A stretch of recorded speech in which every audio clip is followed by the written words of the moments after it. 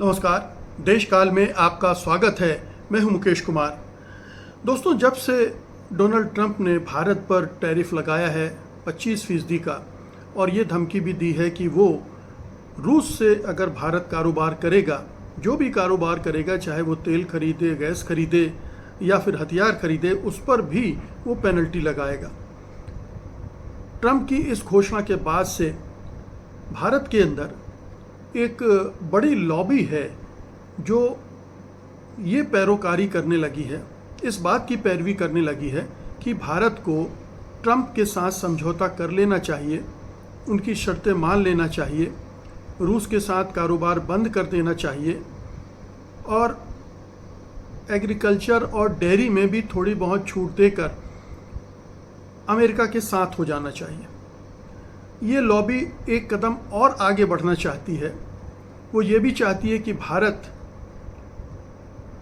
America से F-35 विमान भी खरीद ले, जो कि जिनके बारे में एलन मस्क कह चुके हैं कि कूड़ा है वो विमान, और बहुत महंगा भी है, एक्सपेंसिव भी है। ये दोनों बातें उसके बारे में कही जाती हैं।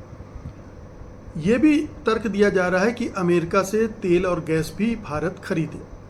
यानी जो जो ट्रंप चाहते हैं भारत से, जो जो अमेरिका चाहता भारत से, ये भारत के अंदर जो एक अमेरिकन लॉबी है वो सब देने के लिए तैयार है। बस अमेरिका से संबंध बने रहें इसलिए। यानी एक तरह से वो ये कह रहे हैं कि अमेरिका के सामने सरेंडर कर दीजिए। हालांकि दूसरी लॉबी भी है जो ये कह रही है कि रूस के साथ आपके संबंध बहुत पुराने हैं, बहुत भरोसेमंद रहे हैं, आड़े वक्त में रूस ने आपकी बहुत मदद की है और आपने सस्ता तेल उससे खरीद कर 2022 से अब तक अरबों डॉलर की विदेशी मुद्रा कमाई है। हथियार के मामले में आप उस पर डिपेंड करते हैं। हथियार खरीदी के मामले में पश्चिमी देश और रूस के साथ एक बड़ा फ़र्क ये है, हो सकता है कि क्वालिटी में रूस के कुछ विमान 19 पड़ते हों, कुछ 20 भी पड़ते हैं, जैसे कुछ और रक्षा संसाधन हमारे लिए बहुत मुफीद साबित हुए, जैसे S-400 ने पाकिस्तान के साथ अभी युद्ध में महत्वपूर्ण भूमिका निभाई। उसके तमाम ड्रोन और जो दूसरे हमले हुए थे मिसाइल से, उनको रोकने, उनको नष्ट करने में भूमिका निभाई।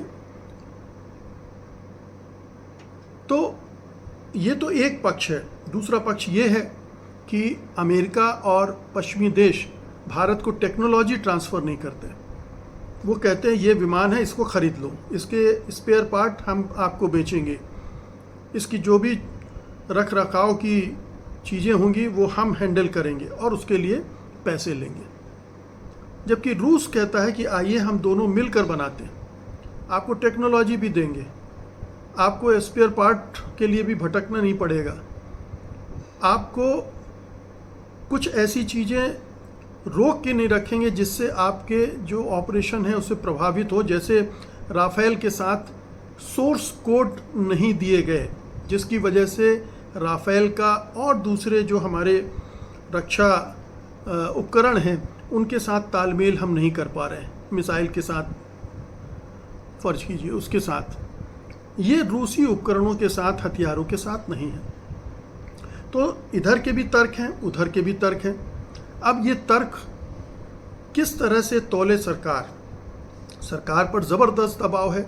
सरकार अमेरिकी लॉबी के प्रभाव में भी है, दबाव में भी है, इजराइल की वजह से भी दबाव में है।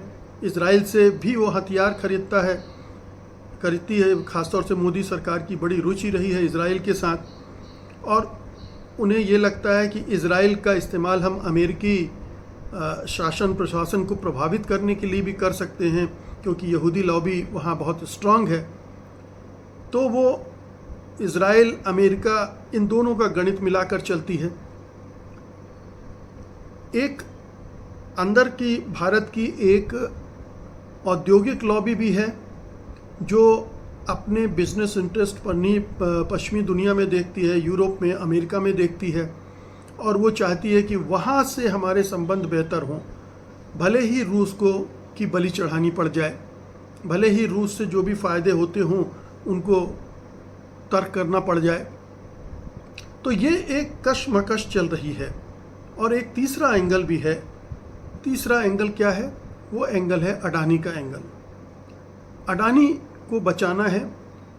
अडानी को बचाना है इसलिए कि हमें भी बचना है, और इसलिए ट्रंप को नाराज़ नहीं करना है। अभी तक भारत सरकार ने समर्पण वाली मुद्रा नहीं दिखाई है। उसने कहा कि हम अपने नेशनल इंटरेस्ट को प्रोटेक्ट करेंगे।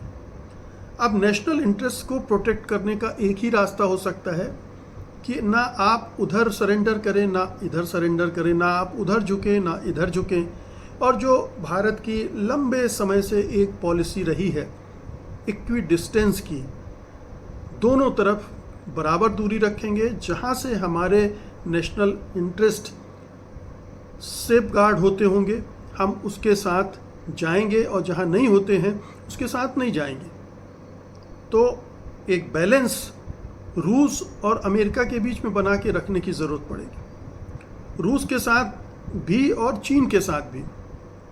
अगर आप अमेरिका के प्रति इतना झुक जाएंगे, जैसे बहुत सारे जो डिफेंस एक्सपर्ट हैं, बहुत सारे जो जर्नलिस्ट हैं, बहुत सारे जो थिंक टैंक के से जुड़े लोग हैं, वो आमादा हैं कि आप अमेरिका के साथ कोई सैन्य समझौता भी कर लें, भारत को पाकिस्तान की तरह अमेरिकी अड्डे बनाने के लिए तैयार भी कर दें, यानी एक तरह से पूरी तरह आप अमेरिकी गोद में बैठ जाएं। उसका नतीजा क्या होगा? चीन जो हमारे अभी इतना सब न करने के बावजूद हमारे ऊपर शक करता है कि हम तो अमेरिकी लॉबी का हिस्सा बन चुके हैं, और चीन के साथ हम कभी भी युद्ध में अमेरिका और नाटो देशों का साथ दे सकते हैं, और इसलिए उसकी रणनीति ये है कि हम आपके खिलाफ काम करते रहेंगे। और इस वजह से ये स्थितियां, अगर भारत अमेरिकी लॉबी में का हिस्सा बन जाता है, अमेरिका की तरफ झुक जाता है, तो जाहिर है कि इसका असर बहुत ज़्यादा पड़ेगा, और चीन फिर हमारे लिए नई परेशानियां खड़ी करना शुरू कर देगा, जो पहले से ही उसने घेरेबंदी शुरू कर दी है, जिसका जिक्र हम लोग अपने पिछले वीडियो में करते आए हैं कि पाकिस्तान, बांग्लादेश, अफ़गानिस्तान के साथ कैसे उसने जाल बिछा दिया है, एक और सार्क जैसा संगठन बना रहा है। सीमा पर तो बहुत सारी ऐसी चीज़ें होती रहती हैं जिनकी वजह से परेशानियां खड़ी होती हैं। तो ये तमाम चीज़ें हैं जिनको सोचकर मोदी सरकार को आगे बढ़ना पड़ेगा।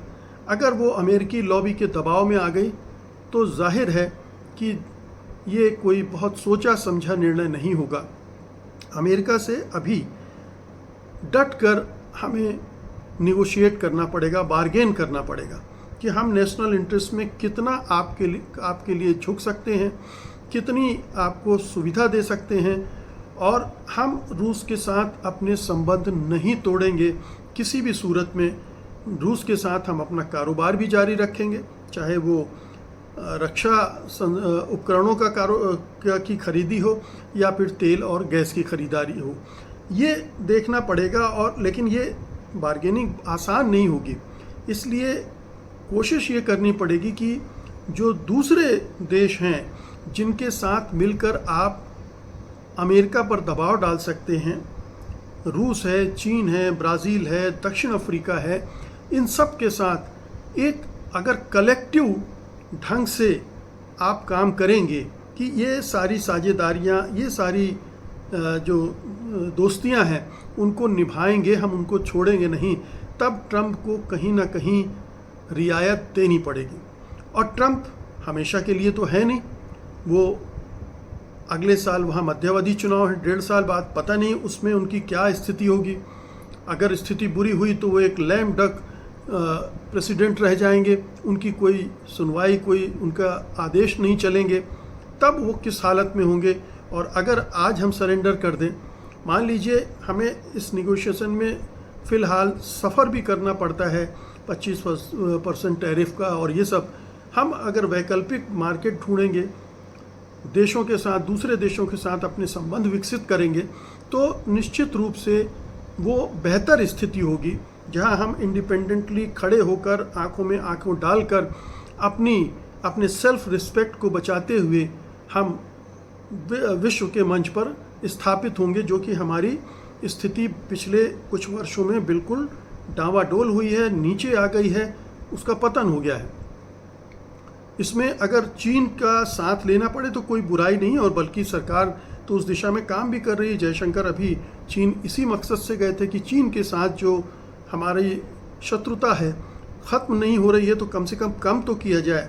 एक कॉन्फिडेंस बिल्डिंग मेजर लिया जाए जिससे दोनों के बीच अदावत कम हो, रूस के साथ संबंध और बेहतर हों, इस दिशा में काम करना चाहिए। और जैसा मैंने कहा कि और दूसरे देश हैं, पड़ोसी देशों के साथ भी हमें अपने रिश्ते सुधारने के लिए जो भी संभव हो करना चाहिए। तो एक वैकल्पिक रास्ता भी भारत को खोल के रखना चाहिए, बजाय इसके कि अमेरिकी लॉबी के दबाव में आकर वो सरेंडर कर दे, और उसके लॉन्ग टर्म इफ़ेक्ट हमारी इकोनॉमी पर भी होंगे, हमारी राष्ट्रीय और अंतर्राष्ट्रीय स्थिति पर भी होगी, और हम जो रीजन में एक अपने को सुपर पावर मानने की कहिए खुशफहमी पाले हुए हैं, वो भी जितनी हैसियत है हमारी वो भी कमतर होती जाएगी।